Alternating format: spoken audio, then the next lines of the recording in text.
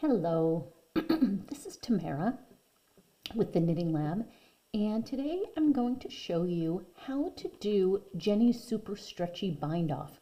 It's a really nice bind off when you want something to be very stretchy, such as a cuff of a sock, and it works especially well with ribbing as well. So I'm starting off having done some of the bind off. It gives you a very really pretty edge. If you look at it from the top, it looks almost like it's scalloped or fluted. And there's a little extra fabric at the very top, but it doesn't look bulky when you try it on. It just feels very smooth. So even though I've started, this is the way you're going to work if you start from scratch as well.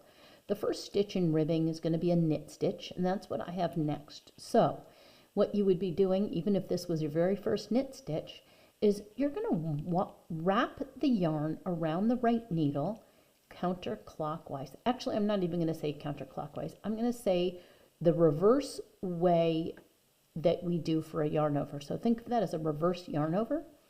Then I'm going to do a regular knit stitch, and I already have other stitches. So if this was your first stitch, you would have to do another yarn over before purling. So I'm going to show you, I have knit one stitch. I'm now going to take the yarn over and pass it over the stitch I knit, and then I'm passing the previous stitch I had over, and now I have a purl stitch coming. So I'm going to wrap the yarn like a regular yarn over, bring it to the front, and purl. I'm going to lift the yarn over, pass it over and off that purled stitch, and then pass the previously worked stitches over and off. And the next stitch is a knit stitch. I'm going to work the reverse yarn over. I'm going to knit that stitch.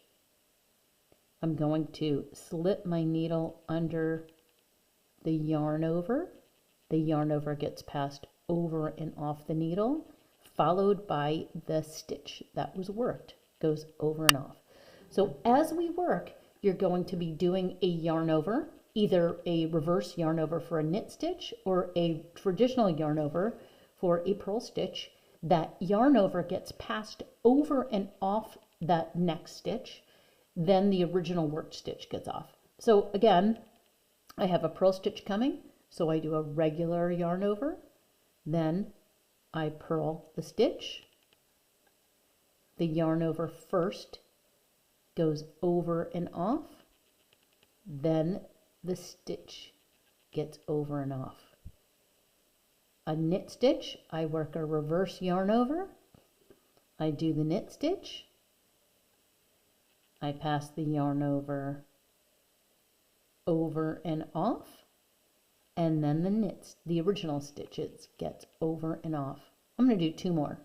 Here's a purl, so I do a yarn over, regular, I purl the stitch, the yarn over goes over and off the stitch, then the original stitch goes over and off. So I'm saying an original stitch, mean one of the actual stitches from the sock. So now it's time to knit. Reverse yarn over, knit the stitch, pass the yarn over,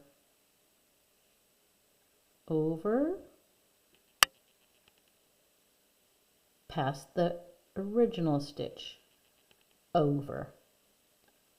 Time to purl. Regular yarn over, purl,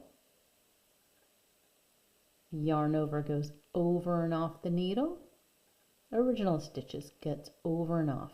And so I'm going to just pass this stitch to here. That's not for you to do, but I just want you to see that's what the edge looks like. So expect it to have a little texture and expect it to look a little scalloped. And once it's on you, it's going to be very smooth. And that's how you do Jeny's Super Stretchy Bind Off. Have a good day. Bye-bye.